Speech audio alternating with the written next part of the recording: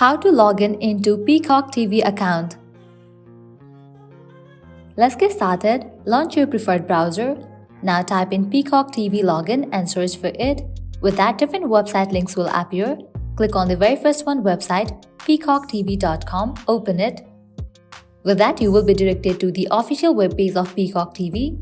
Peacock is a streaming service from NBC Universal with tons of hit movies and TV shows, originals, current NBC and Bravo hits, and live sports including Sunday Night Football and Premier League.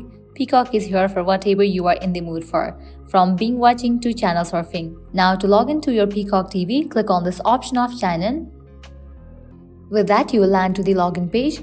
Now over here, you'll need to type in your email address and then type in the password. In the case you have forgotten your password, you can click on this option to recover it. Once you fill this, click on the option of sign in, and with that, you will be logged into your account. So this way you can easily log in into Peacock TV account.